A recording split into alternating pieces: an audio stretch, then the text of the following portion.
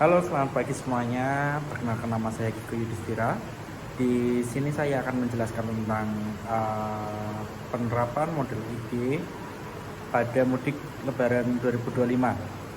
Untuk case masalahnya, saya mengangkat kemacetan lalu lintas dan kualitas transportasi di Indonesia. Baik, yang pertama ada identify the potential problem. Ini adalah identifikasi potensial masalah. Untuk masalah utama yang kita akan bahas pada video kali ini membahas tentang periode Lebaran 2025.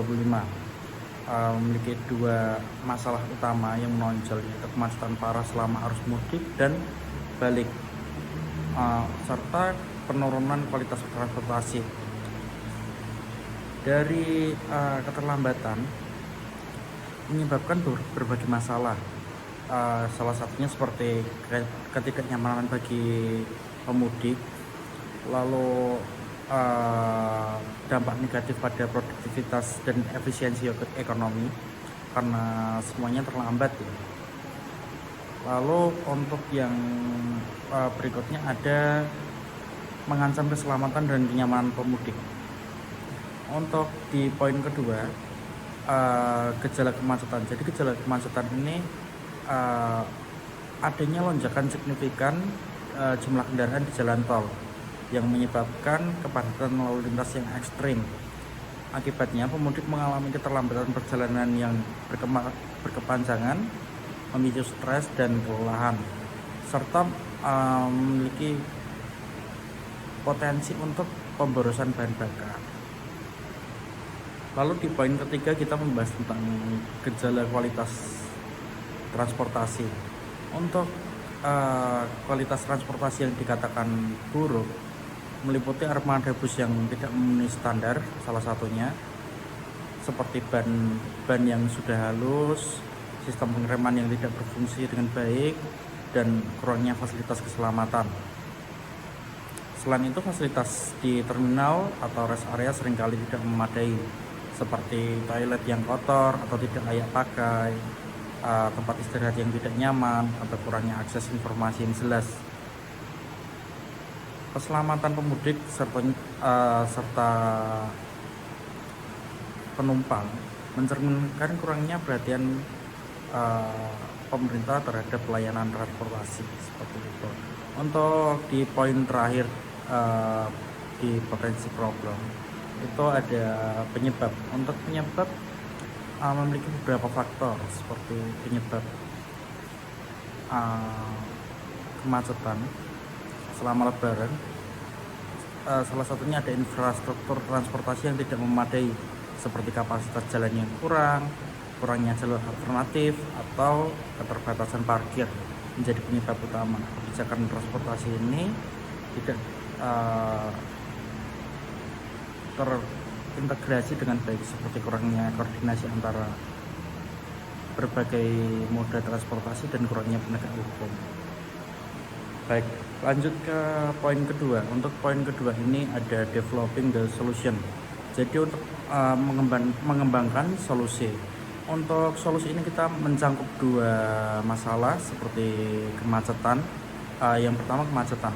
Jadi implementasi rekayasa lalu lintas seperti kontraflow dan one way. Yang kedua ada penambahan armada transportasi umum dan mengurangi beban kendaraan pribadi. Untuk solusi kualitas transportasi yaitu meningkatkan standar keselamatan untuk semua moda transportasi seperti bis, kereta dan lain-lain, termasuk pemeriksaan rutin terhadap bus mudik, salah satunya seperti itu. Untuk poin yang kedua, perbaikan fasilitas di terminal dan rest area agar lebih nyaman, seperti renovasi kamar mandi atau disediakan adanya tempat yang nyaman bagi pemudik beristirahat. Untuk poin yang ketiga ini executing the solution. Di sini menjelaskan tentang eksekusi solusi untuk dua masalah. Untuk masalah yang pertama, langkah implementasi kemacetan. Langkah implementasi kemacetan sendiri memiliki dua solusi, seperti diantaranya salah satu yang pertama ada mengkoordinasi dengan kepolisian Untuk menerapkan rekayasa lalu lintas seperti kontraflow yang dijelaskan pada awal video. Untuk yang kedua, meningkatkan komunikasi dengan masyarakat mengenai jadwal transportasi alternatif dan mode transportasi. Seperti itu. Hal ini mengupayakan agar tidak terjadinya penumpukan di jalan tol maupun non tol. Seperti itu. Untuk solusi yang kedua dari masalah yang kedua, angka implementasi kualitas transportasi. Di sini memiliki dua solusi. Untuk yang pertama, melakukan audit keselamatan pada armada bus yang digunakan untuk mudik. Yang kedua, memperbaiki fasilitas di terminal seperti menambah tempat duduk, mengadakan toilet bersih, dan akses informasi yang mencukupi. Baik, dengan ada solusi yang dijelaskan pada slide sebelumnya, kita lanjut ke assessing the solution. Di sini menjelaskan tentang penilaian terhadap solusi. Untuk di sini memiliki dua poin. Yang pertama ada metode evaluasi kemacetan. Yang pertama mengumpulkan data lalu lintas pasca Lebaran untuk menganalisis aktivitas rekayasa lalu lintas. Untuk yang kedua, survei kepuasan pemudik terhadap kelancaran perjalanan dan kemudian akses transportasi umum.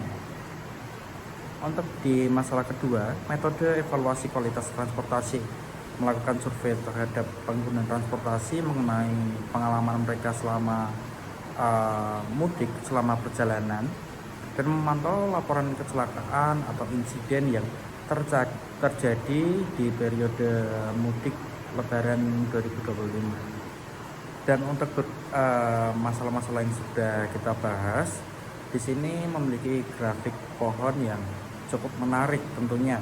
Untuk di sini menjelaskan tentang dari atas masalah kemacetan kualitas transportasi yang penyebab infrastruktur transportasi yang tidak memadai, kebijakan transportasi tidak terintegrasi, yang ketiga ketidakcukupan data pemudik, dan menyebabkan gejala-gejala seperti 1. Lonjakan kendaraan, 2. keterlambatan perjalanan, 3. bus tidak memenuhi standar, dan 4. fasilitas di terminal kurang. Dari dua gejala dan penyebab di atas menimbulkan solusi. Untuk solusi yang pertama yaitu rekayasa lalu lintas seperti kontraflow. Yang kedua ada penambahan armada transportasi umum yang layak. Yang ketiga audit keselamatan armada. Yang keempat perbaikan fasilitas terminal. Dan di poin selanjutnya ada goals. Goals ini pencapaian dari berbagai penyebab dan gejala. Baik, tidak terasa kita sudah membahas banyak sekali tentang kualitas transportasi hingga mudik di Lebaran periode 2025. Kalau menurut teman-teman gimana sih buat pesan dan kesan mudik selama mudik 2025? Jika ada pertanyaan bisa langsung di komen aja ya. Terima kasih.